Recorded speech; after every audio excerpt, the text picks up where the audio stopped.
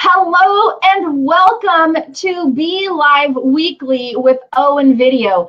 Clearly, I am not Owen Video. I am guest hosting today so that he can get away for some much needed recharge time with his family.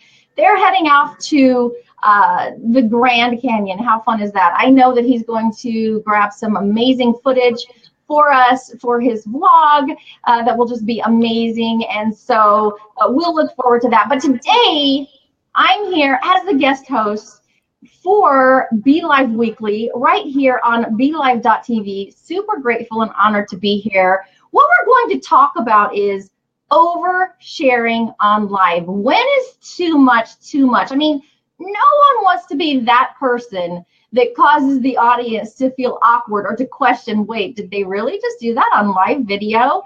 Before we jump in, I have three guests who are going to join us, and they're experts in what they do. So they're going to talk to us about how we know what to share, when to share it, and when not to share. So before we do that, I want you guys who are watching to give me 5. Just type 5 in the comments, the number 5 in the comments now if you're watching, and you're going to be able to subscribe to the show so that every time BeLive Weekly goes live, you're going to get a notification. It's that simple. Just type a 5 into the comments. And also, here's a fun little thing.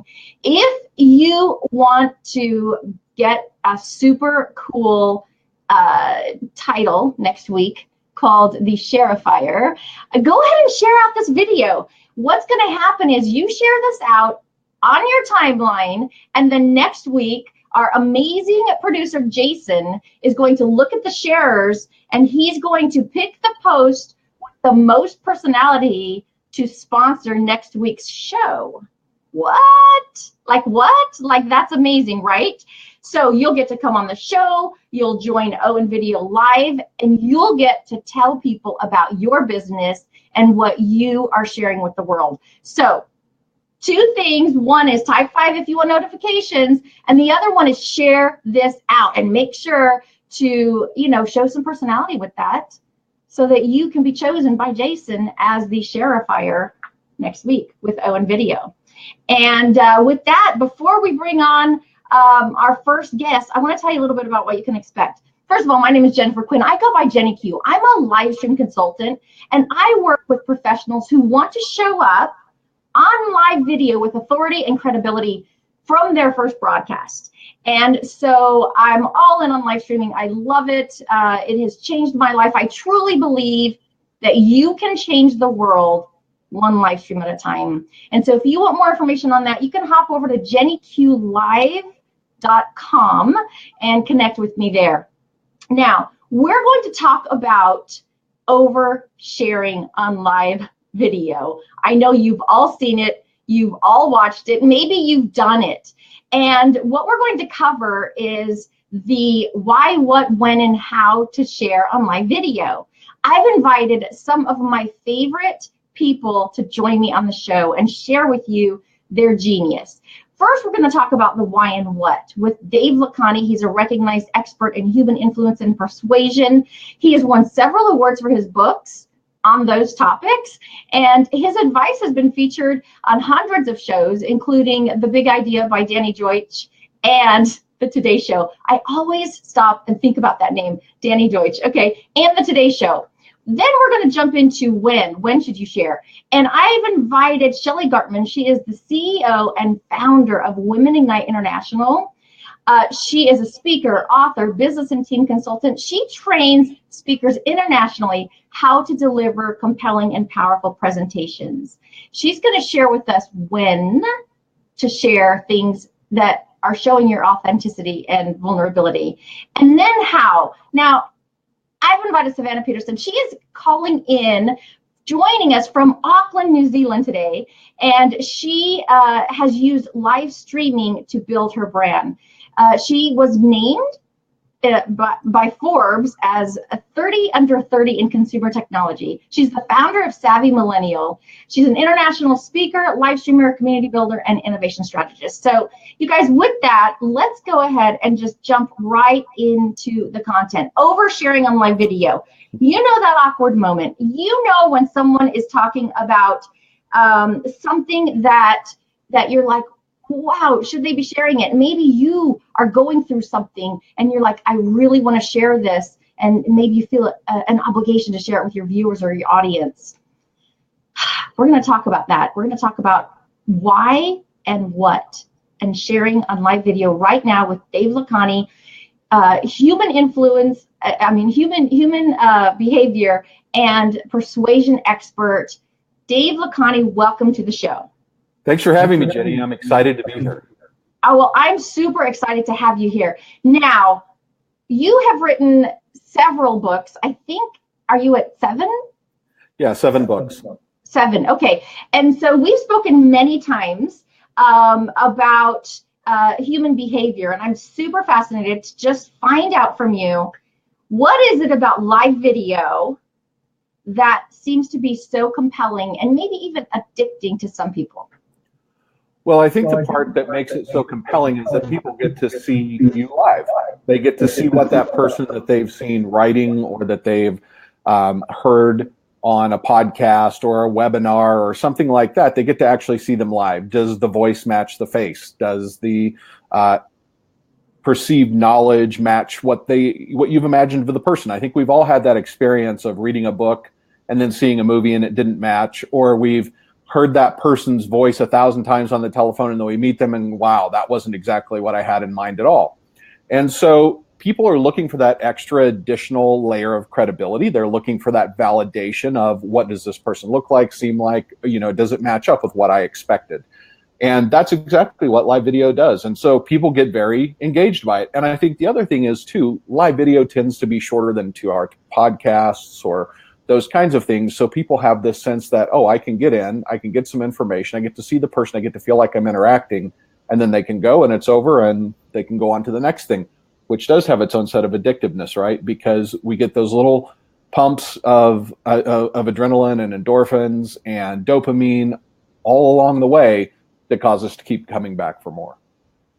Absolutely. And, you and I first met several years ago when I was doing a daily show on a platform which no longer exists, a live streaming platform called Blab. And one of the things that you said, I quote all the time, and it is that I asked you, how do you build instant trust with someone? And you said, show up the way they expect you. Mm-hmm. And absolutely. How important is that for live streaming, especially when you're live streaming, for business or for your brand? It's very important. So and with video, it becomes even more important. When people are showing up on stage, for example, they should look like the person people expect. But when you show up on video, not only should you show up just like the person people expect, you also have to think, does my background reinforce who I am and what I'm saying? Is my hair done properly? And mine is always done perfectly. That's why I do it this way. But ultimately, people are judging you about all of these things. And so whatever it is that you're saying you are, all of those pieces have to match up. So when I say show up the way people expect you to show up, it is to be consistent in your appearance, your approach, your message, and particularly in your connectivity with the people that you're talking to and that you're engaging with. Perfect. I love that. I love that. And so let's talk about now the buzzword of being authentic, being transparent, and how that relates to showing up the way people expect you when you're live streaming. Sure. So I think people misunderstand what it means to be authentic and to be transparent. Being authentic is saying exactly what you believe because you believe it, not because you believe that it will make a good sound bite or that it will make people like you more or something like that. Being authentic is being who you are, saying what you believe regardless of how other people feel about it. And that is true regardless of whether your opinion or your position is widely accepted or not. And I'm not talking about things like racism and those kind of things, right? Getting on and being a racist is just dumb. But, getting on being a sexist, whatever it is, those kind of things are just dumb. They immediately discount your credibility. They discount your intelligence and all of those things. But When you get on and you're authentic by saying, this is what I believe, this is why I believe it, here's how it applies to you, and I just want to help, and you mean that, and you come across as a person who has that genuine interest of helping, people can sense that, they can see it, and then they know what to do with it. Being transparent is telling the truth, right? Being transparent is saying, this is a problem I struggled with. Being transparent is saying, I was trying to do this thing and I didn't get the result that I wanted. It's those kinds of things. But what people often confuse for transparency or authenticity is being brash or being outlandish in their presentation of facts or ideas or something else, because they're hoping that their video will get shared more, or they're hoping that somebody will see them as being very very outlandish and want to engage with that more because it's funny, or it is whatever it is. If you look at a person who I think, love him or hate him, he's just the first example that comes to mind, of somebody who is very transparent and who is very authentic, is a person like Jordan Peterson. If you haven't seen Jordan Peterson, he's an educator at the University of Toronto, I believe. PhD psychologist, and he says some things that people find very off-putting sometimes, or he finds, that people find very controversial.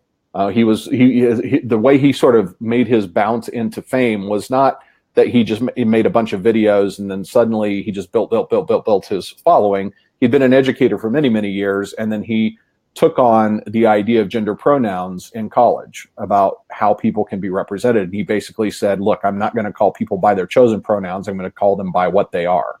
If you're a woman, I'm going to call you a woman. If you're a man, I'm going to call you a man. You don't get to choose your biology or your genetics. That was his thing, right? I'm grossly underestimating everything he said, but he took that on. Well, that went crazy, but he believes this.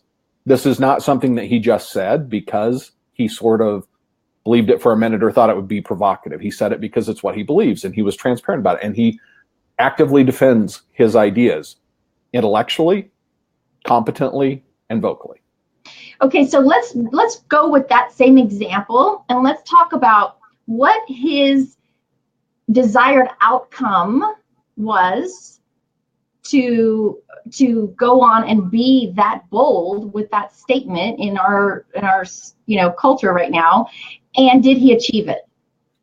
Well, so here's an example of me being transparent. I have no idea what his desired outcome was. I've never spoken to him about it, so I can imagine what his desired outcome may have been. He's taken on what he sees as being a neo-Marxist sort of ideal in North American politics, particularly, and a feminization of men and a whole bunch of other things, right, that he espouses as his views.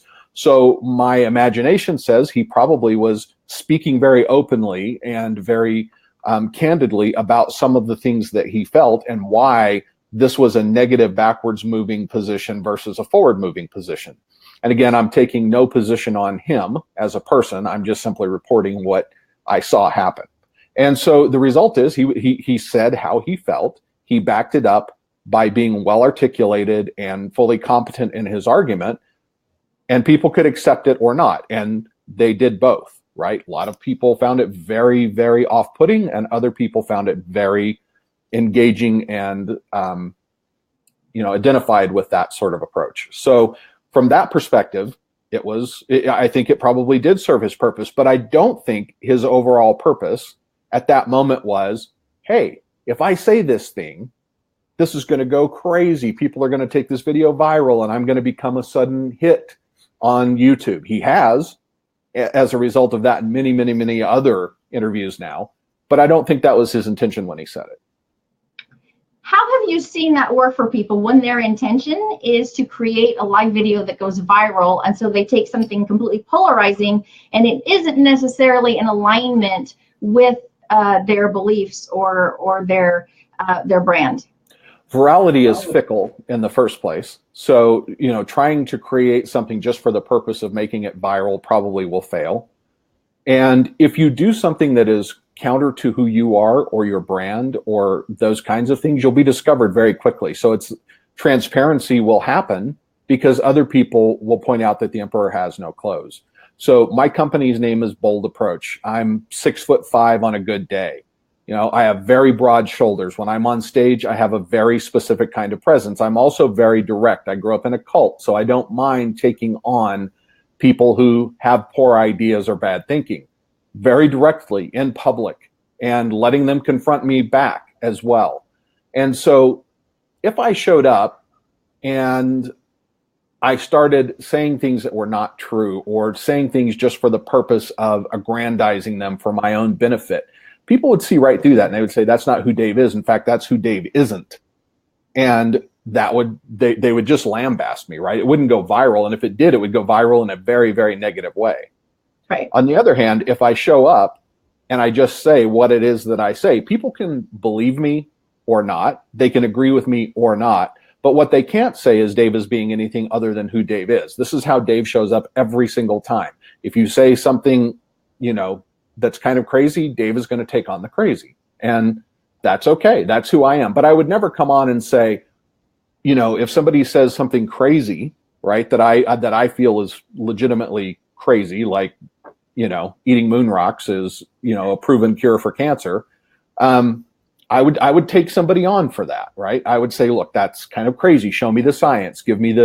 I would never say, wow, I really respect your opinion. I think that we probably should spend more time studying that. And, you know, being thankful that someone like you has the great courage of showing up to talk about moon rocks and cancer. I would say, you know, you're effing nuts.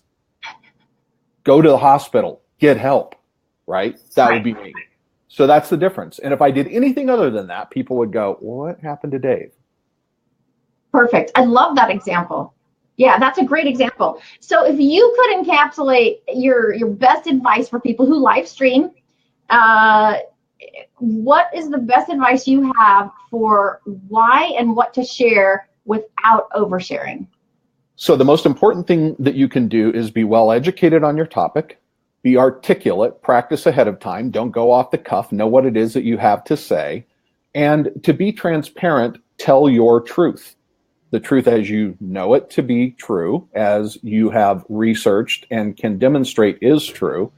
And in terms of not oversharing, I mean, that's a really kind of a personal decision about what is too much to share, because sometimes in the moment of making a point, we may share something that we wouldn't have normally shared otherwise because it's relevant and it underlines something, right? And that's okay. But, you know, most of the things that people talk about that are oversharing are really irrelevant, right? Nobody cares about what you had for breakfast or how late you were up last night or how drunk you were on Friday night or those kind of things. Unless your show is like some comedy show, The Man Show, whatever, stay on point, stay focused, tell people what it is that you're an expert in. And let me tell you what happens as a result of that. People recognize you as the expert they want to hear and follow, right? And that's what we're really trying to do. But, you know, there are certain things that we probably all overshare about our children, our spouse, our whatever, people that we're in love with. And people can accept that easily. Like, okay, he's just gushing on about his daughter or, you know, whatever. On the other hand, if you just go on and on and on about the irrelevant minutia of your life, you contemplating your navel for the last 32 years and finally finding the piece of lint that had been so aggravating is irrelevant. Nobody cares. They don't want to hear it, right? And it doesn't make you more of an expert. It doesn't make you more influential. It doesn't make you more persuasive. But what does make you more influential and persuasive is a well-crafted, articulate argument about whatever it is that you believe. Be the most knowledgeable, competent, put together, articulate person you can be, and you'll succeed. And you won't feel compelled to overshare hoping for some reaction. Perfect. Love that. So succinct. Always good information from you, Dave. If people want to connect with you outside of this live stream, what's the best way to find you? Sure. You can go to my Facebook page. It's Facebook.com/Dave Lakhani, LAKHANI, or just send me an email.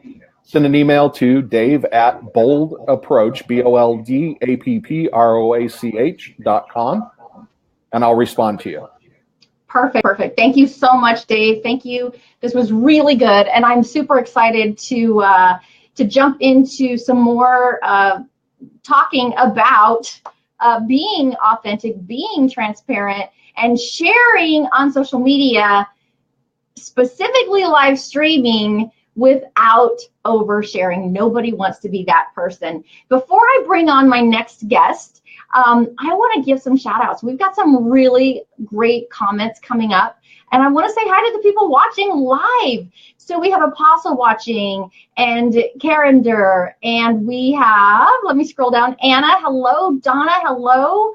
Let me go. Savannah is here. She's going to be a guest on joining us soon. Evie Toddy is here. Hello. Ken, hello. Welcome, everybody. Stephen Hardy, hello. And Jason is here. Dawn, hello, welcome.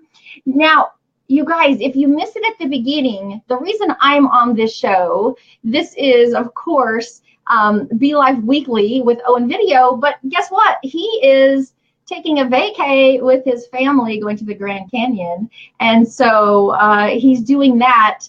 I'm jumping in. We're talking about oversharing. If you want to get notifications for this show, go ahead and type a 5 in the comments. Just hit a 5 in the comments.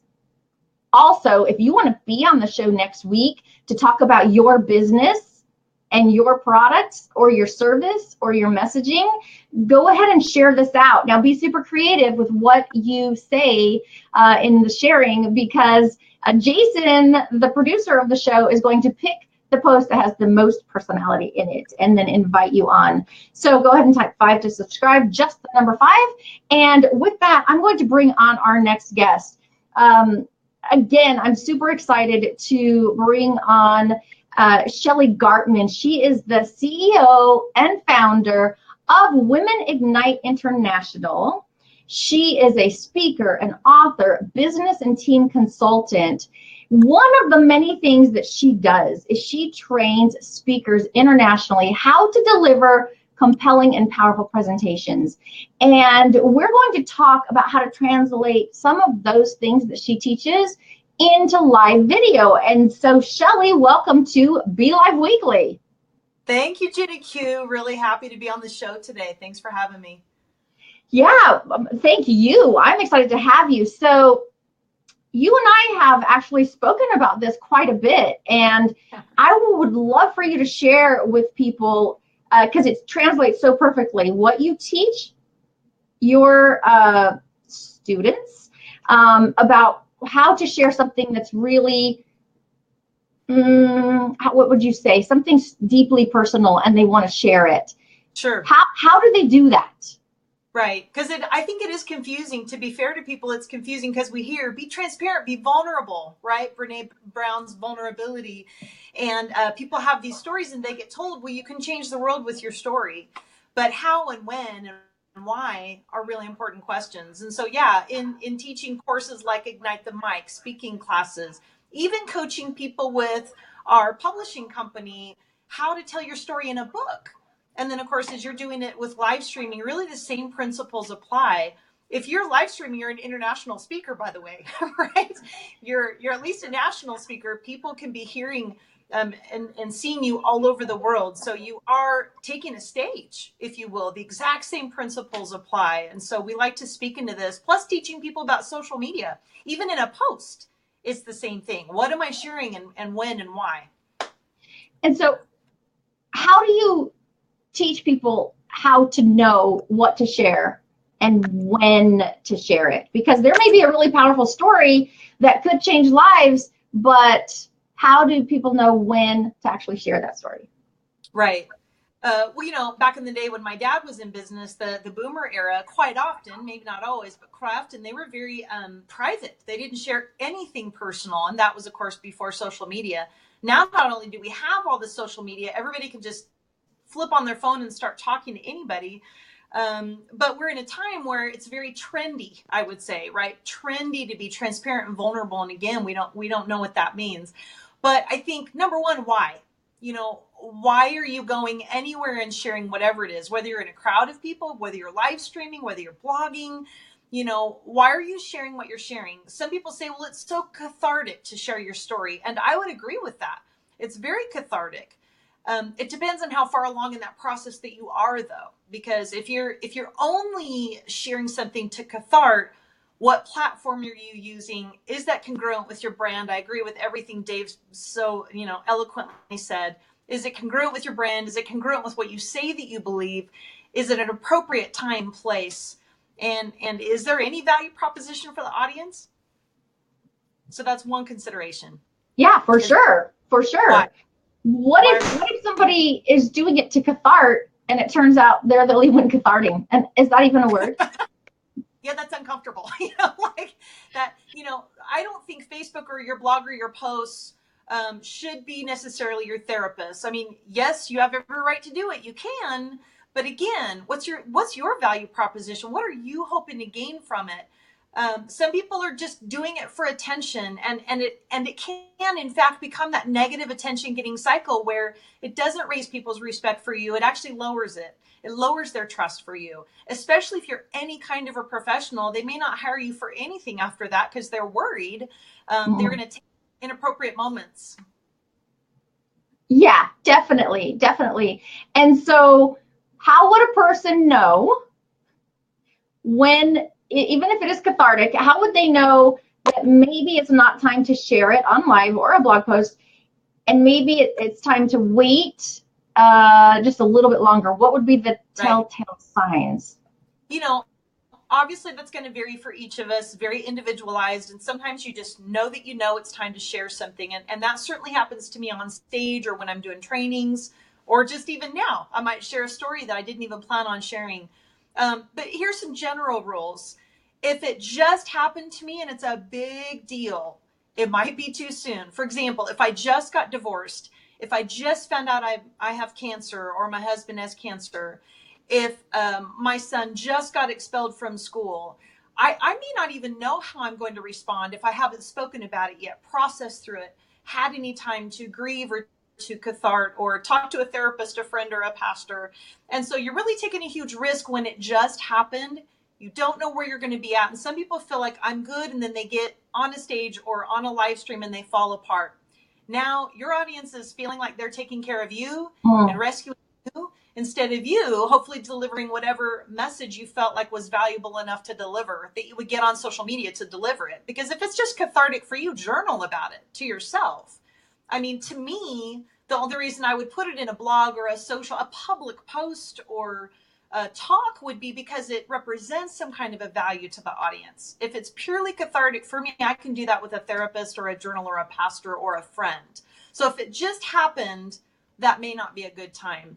Now, maybe 6 months down the road or a year. Now, that part really depends on if you do your work and how effectively and how quickly you do your work. Meaning, have you moved through it? Have you let yourself process through it? Have you let yourself grieve, journal, speak about it? Maybe even get therapy if it's a huge thing. If my mom just passed away, that's a huge thing. So I might feel like I'm fine, and then I get in a vulnerable moment on a live stream or even on a stage, and I fall apart because I wasn't as okay as I thought because I haven't processed through it much. So somebody might go through a bunch of personal development or talk through it and move through it quicker than somebody that packs it down. And if you never speak about it and it's kind of tucked away in there, you really, again, you're taking a risk even a year or two later by pulling that out and opening Pandora's box, if you will, in public. Right. I love that. And I want to ask you something like losing a parent, right? That's probably always going to be something emotional to talk about. So is the litmus test, if it makes me emotional, I'm not going to talk about it, or not necessarily? Great question. I actually had to work through my comfort level with emotionality being a speaker. And when I was 27, went through personal growth and found out, it's actually okay to be vulnerable, and we're human beings wherever we go. That's my truth, is I'm a human. I have emotions, and they're not something to be ashamed of. But if I can have my emotions and they don't have me, there's a tipping point. So if I can be in control of my emotions, so I might get a little bit emotional, but I can talk through it. I can keep going. I can stay on point. I can continue to deliver value to my audience or my clientele. Then it might be valuable. If I can't, talk through my tears, if it absolutely locks me down, locks me up, if it takes me out of the game, if I end up in a fetal position, then my emotions have me and I don't have control of them. And there's that slight edge where it's probably not going to be valuable for your audience. I like that a lot. So if you have your emotions and they don't have you, and one of the ways to test this, if you can still talk through it and not have the audience feel like, oh, we have to take care of you now. Correct. I think also, how much detail do I tell? How long do I go into it? Because the further into the story and the more details and the more graphic and the more emotional and the longer that they're there, you better have a lot of time to pull people up, and out, and give them resources and hope and help and kind of fix that, because you're going to trigger your audience. Let's go there for a minute. Okay. Because you talked about having enough time to bring them out, because you're going to trigger your audience. So an example would be if somebody is on a live stream and they're talking about something that just happened to them, let's say, but there's no resolve and they're sharing it. Like, how would they do that? How would they make it so that they're bringing them back out? Right. For one thing, you have to assess how much time do I have. I mean, if I have 5 minutes, I may not even want to go there, or I just touch on it. Well, a tough thing happened to me last week, and you just go right into the forward and the up. If I have 30 minutes or an hour, maybe I can go a little deeper. And again, they don't need all the details that happened. They just need to know the essence of what happened. But let's use an example. If I've been abused and for some reason I feel like it's valuable to relate to my audience and for me to be relatable, to say, I understand abuse, and that's actually not my story, but let's just say that it was, I was abused as a child and I can relate with you. Again, I want to be careful how much detail I share, because some of these people may have never gone there. They may have never told anybody or talked about it. And so you're opening that wound up. And then now what? Are there resources? Are there 1-800 numbers? Are there books and tools that they can, right where they are, start to, even in the middle of a broadcast, go and say, wow, I'm just realizing I was abused. Now I need to call somebody. Now I can talk it through. Giving them that coaching, because unfortunately, otherwise you're opening people up. But if you're not a therapist, you don't have those resources and you're not ready, now you've just left people kind of like Humpty Dumpty. They're broken. They're not put back together again. And how you make them feel is going to be the lasting effect of that. Not the fact, oh, she was so vulnerable, she was so transparent. It's like, great. Now your client's a hot mess, or your audience, and they don't know what to do with that. So being so careful with any microphone or platform on any level, that we get to be responsible for that. No matter how I feel or what my truth is, what is their truth? What's happening for them? Are they safe? Because I believe any platform you have the responsibility to hold the safety container for your audience. Keep them safe at all times, emotionally, physically, spiritually, all of that. That is so good. That is so good. I've definitely seen plenty of live streams where, the viewers did feel responsible to take care of the person. And I think what happens in that moment is it feels really good to the person sharing, but then when the live stream is over, they don't have the support they need either. So right. Now you have the viewers who are triggered, you have the person who was sharing, who got support when they were live, and then suddenly they're alone. And now it's almost multiplied, because they have their initial thing that they went on live to talk about. They shared it, they got some support, or we might even call it pseudo support, because it isn't actually what they needed.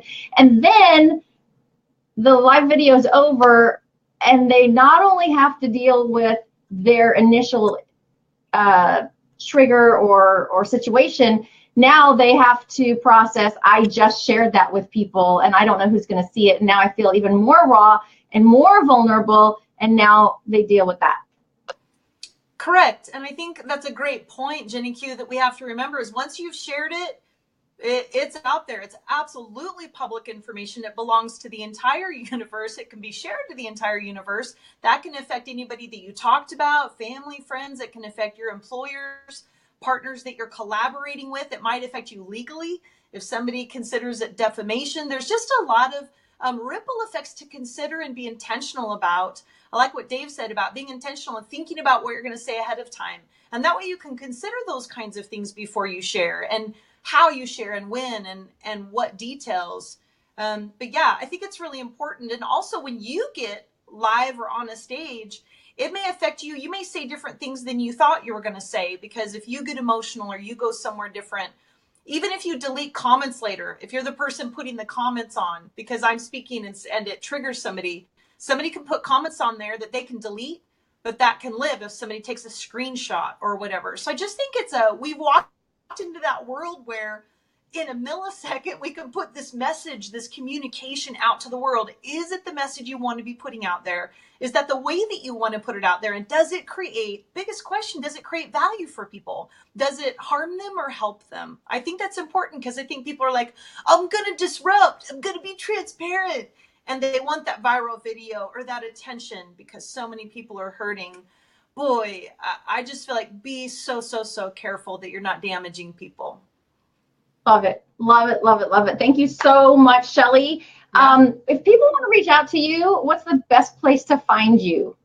You can go to our website, womenigniteinternational.com, and you can connect with me there, or I'm all over Facebook, LinkedIn, Instagram, all the things. All the things. You're all over. Go stalk her, people. Go stalk her. Awesome. Shelly, thank you so much for your time and your wisdom and all that you shared with us. Thanks for having me, JQ. Always a pleasure.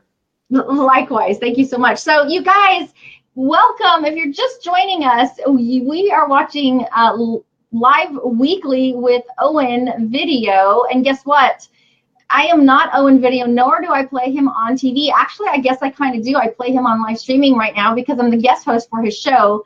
This has been so much fun. What we're talking about today is, do you worry that you overshare on your live streams? Because no one wants to be that person.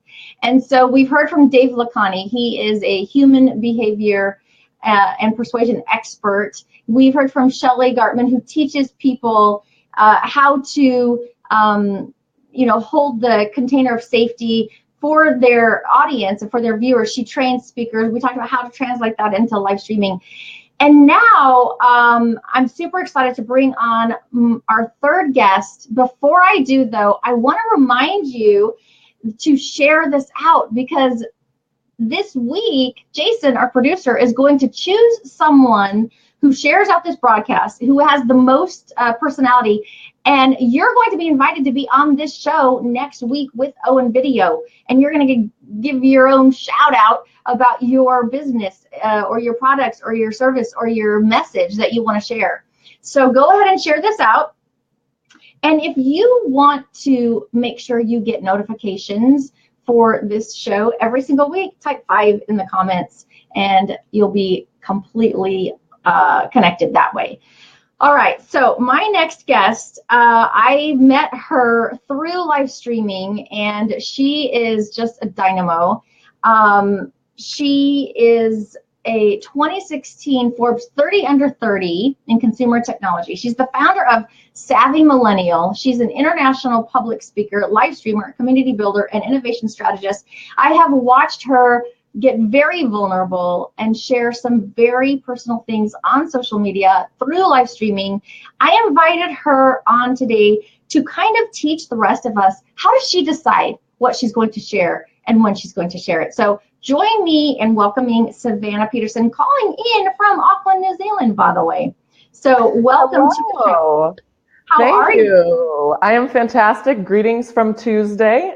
For the viewers here, it's Tuesday at 8:40 a.m. So we are very global. To your point, to the earlier point of if you're live, it's international. We are actually international here already, just by happenstance, but thank you so much. It's always such a treat to join you.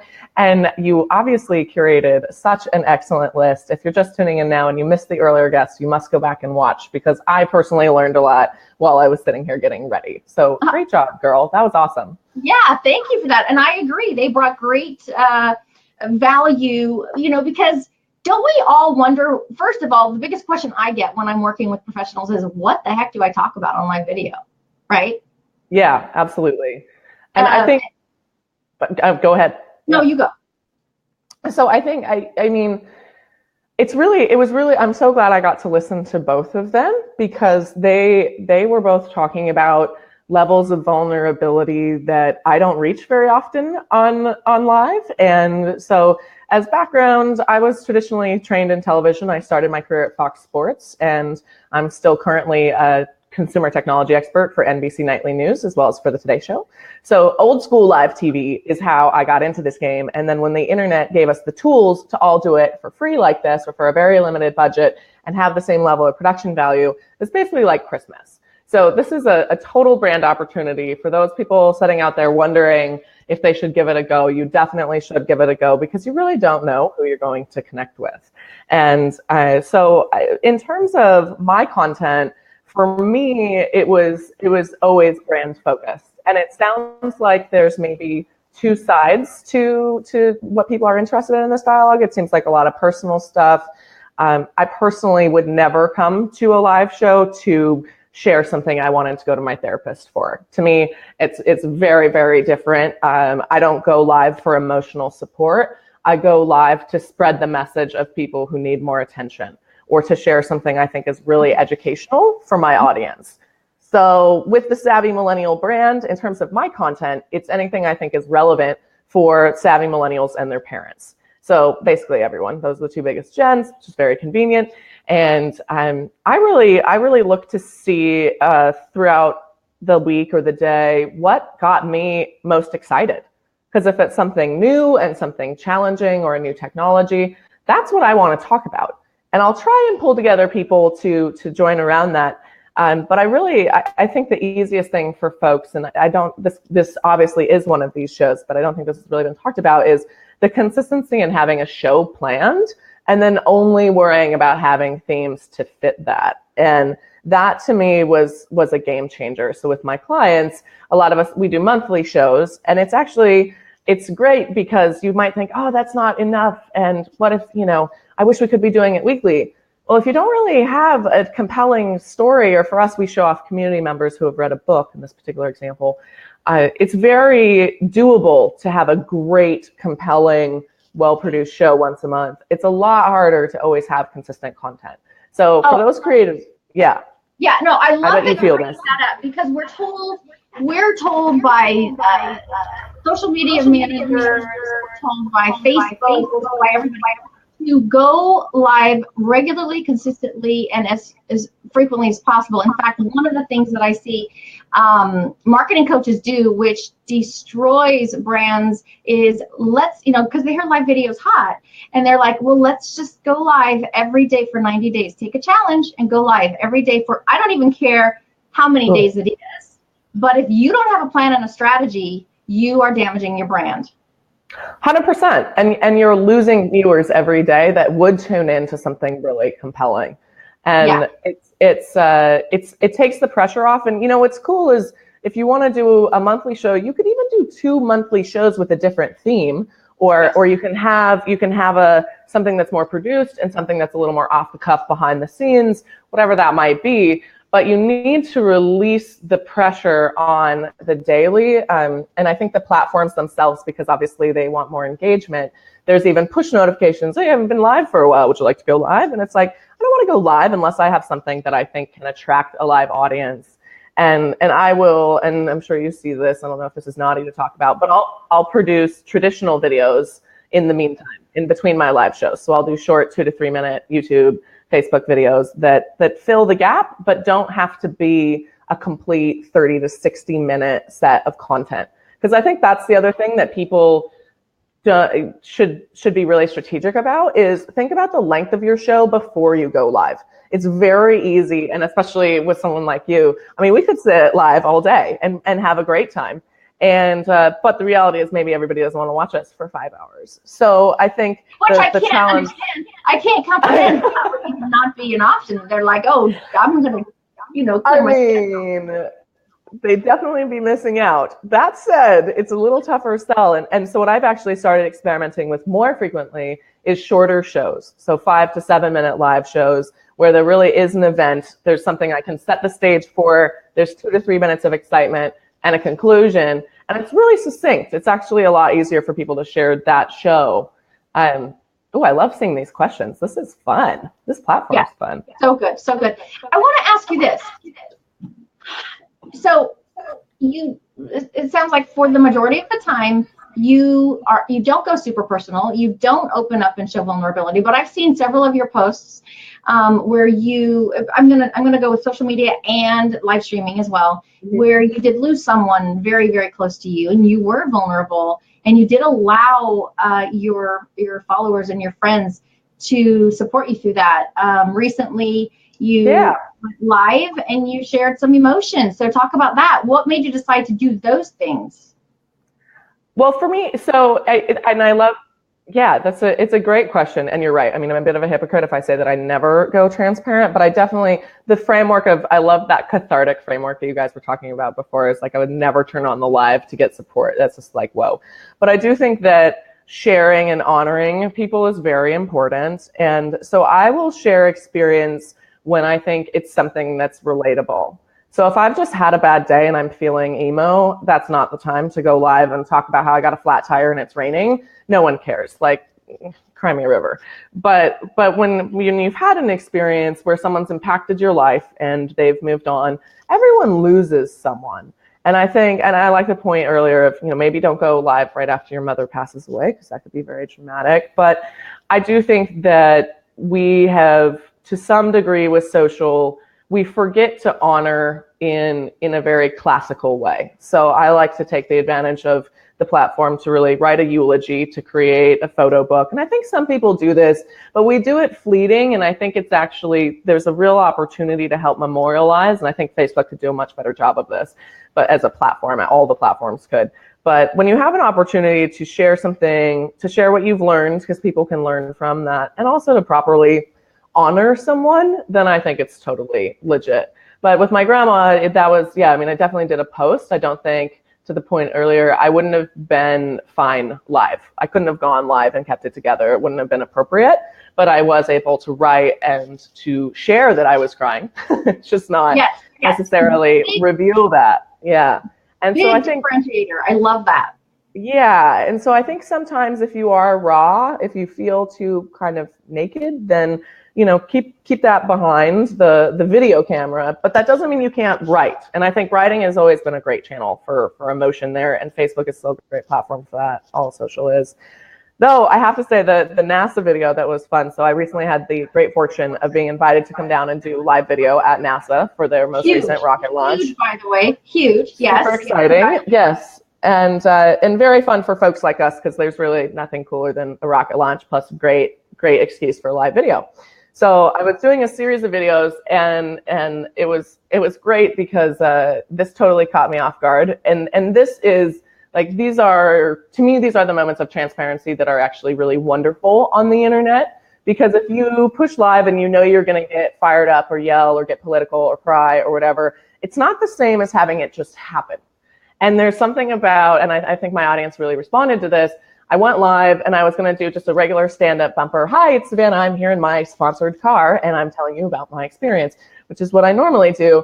And instead, the fact that I was at NASA, the fact that I had this press badge with my name on it, and I was feeling this moment of validation in my career and what I was doing, halfway through my stand-up, I just lost it. And not in the bad way, and thank God I'm trained on camera, so I was able to hold it together. But it was much more, the message then wasn't where I was and what I was doing. I wanted the message to be a reminder to everyone who's out there with a dream that they come true, and to show you what it looks like when it came true for me. And I can feel the emotion in my throat even when I say that right now. And I think that is empowering. Like, I was so nervous to press share on that. I can't even tell you. And it's the most nervous I've been to share a video, which is just kind of ironic. And when I did, it was the most watched, fastest shared piece of content that I've done in the year and probably in the last 18 months. So I think that to me was a really good reminder that if, especially when strategic, especially if you're not a super emotional or super political or whatever it is, extreme mess, you can have moments where everyone pays attention because you're doing something different. Like, I had friends call, oh my God, are you okay? I just saw you crying on Facebook. I've never seen you cry. And it kind of made me realize, I was like, I happy cry all the time. I should probably share this a little bit more. Maybe people think I'm kind of this sterile power broad, you know? So it was a good wake up call for me, and really affirming that it is okay to be a little softer. I think being in tech, I feel, you know, it's a man's world. I'm around all men. There's no crying, and there's no crying in technology. Like, there's no crying in baseball. So it was a good reminder to me to be a human. And I think you're actually one of the best examples of authentic, transparent storytelling through live and through your whole journey. Like, you're one of the people I've looked up to. So for folks who are familiar with your story, if they're not, they really should be, because I think you, of all people, have done an excellent job balancing that. Because you do talk about some very personal things, very intimate things, and your identity, your physical identity has changed over the last few years. So it's really compelling to see that. So. Well, thank you for saying that. That means so much to me, and I want to tell you, I had to grow into being okay to share it because it was so personal. And speaking to what Shelly shared earlier, if I had shared it any earlier, and by the way, I was being nudged to share a lot more, a lot sooner. And if I had shared, and just to give some context, I took my audience on a journey, a transformation journey with me, where I lost half my body weight. And I was a live streamer, so it was happening in front of people who were watching.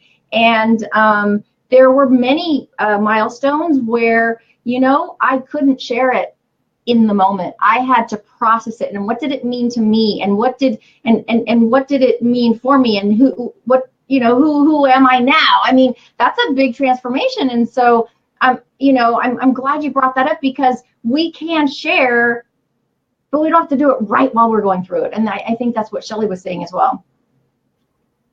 Yeah, I think that's important. And I think, and I actually, this is just advice for folks. So with my brand, I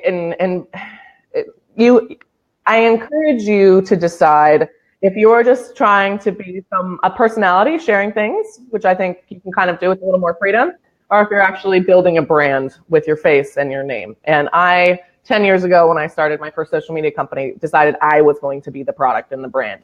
So that's kind of a different choice, I think, than a lot of people make. So I want to be clear in advising how I set things up. So I have a sort of list of things that I talk about as a brand versus things that I will occasionally share with my personal network in a slightly different way that's a little more vulnerable and transparent. And I encourage you to write these things down now, or in a brainstorm, or kind of keep a running whiteboard list, so that when you have a moment, when you feel yourself get really passionate about something, and that's actually when I think you should go live, or when you should create content, is when you have that feeling, that burning, that message needs to get out now, and it's really important that I share that. You can look to your topic list and say, okay, is this actually on brand? Like, should I just call my mom and rant about this? Or is this going to attract more people to my audience? Is this going to build my brand as a thought leader? And is it even am I the appropriate person to be talking about this? Am I the expert, or am I just the pissed off consumer? Because there's two very different personas there. So good. Mic drop. Yeah. Mic drop moment right there. You completely nailed it. So when you have clarity, before the emotions come up, get super clear on your brand, get super clear on what your intentions are. And then you can always come back. So I know that we're almost out of time, but we've got a couple questions. If you have a few more minutes to stay, Savannah. Absolutely. I'm open. So Apostle wants to know, which is more effective, doing one monthly or one weekly? It depends on the brand situation, but I can tell you I work with a book called Designing Your Life. It's actually a great book if you're keen. And we send out a monthly newsletter. So it's also best for us to do a monthly show. So it syncs with the rest of our content. Our audience is used to there being one, and they know it's going to be a great show. So we get very high viewership. Versus if it was more frequent, I think they would tune in and out because they didn't have the scarcity. So with my brands, with my clients, especially if it requires me putting multiple people in a show or in a room at one time, I actually think less is more, and just make that less excellent. because you can supplement with little stuff in between. You can even do little videos or teases. But what's great is then everybody really shows up for that show. And then the audience, when we send it out in our 30,000 person newsletter, everybody clicks on it. And I personally like that. I like to see a higher engagement rate rather than a higher output rate. So for me personally, I would say one good monthly. That said, if you have a team or a very exciting guests you can have, like in this circumstance with the show, and you can do one once a week, I think it's doable. But the quality cannot drop with the frequency, and that's the challenge. Yeah, perfect. That's exactly what I coach people on. Whatever you can, number one, be consistent with and commit to. And number two, make sure you're adding value and not just going live to go live. Yes, because it just doesn't matter. And just one thing, I don't know that this came up, but I still see this so much, and I know you and I have talked about it. When you go live, be ready to go live. Like, don't press go until you have something interesting, because those first few seconds of that live stream attract or detract your audience. And like, I don't want to see up your nose. I don't want to see over here. I want to see what the interesting thing was, or at least just give me a smile. Like, you can be sitting there waiting for it to turn on. It doesn't have to be perfect, but you shouldn't still be sitting down, changing your shirt, brushing your teeth. Like, I don't want to see the gross underbelly of that. Treat it like television. And I think there's, you can be more transparent and authentic than television, but it's still a show. If you're going to put on a broadcast, be ready to go live, like we all were today. Love it. We have to connect again, Savannah, and dive more into this. We are out of time. Can I ask you a favor? If you do have time later today or tomorrow or whatever, there are more questions. If you could go back in Absolutely. and answer those, that would be awesome. Savannah, thank you for calling in from Auckland, New Zealand. How do people find you if they want to reach out? Well, you can lurk on me, Savannah Peterson. I'm a very Googleable person, savannahpeterson.com/speaking, if you really want to see what I'm up to, even down here. But add me on Facebook. I already commented in this thread, so you can go ahead and be my friend right now. Or you can follow me at SavIsSavvy across Instagram and Twitter. And I would love to see you online in the future. And more importantly, Jenny, thank you so much for having me. It's always a treat to share time with you live and hopefully soon in real life. Yes, let's do it again. That's awesome. So you guys, thank you so much for watching. Thank you to the live viewers. Your comments, your questions were awesome. Remember, if you want a chance to be on the show next week, share this out with some creative, copy in there, because Jason, our producer, is going to choose a shareifier who's going to be on the show next week with Owen Video. And with that, I am out. You guys, thank you so much for your time and for your engagement. And I just want to share with you what I say at the end of all my broadcasts, to remember to live well, have fun, and love others. Bye, y'all.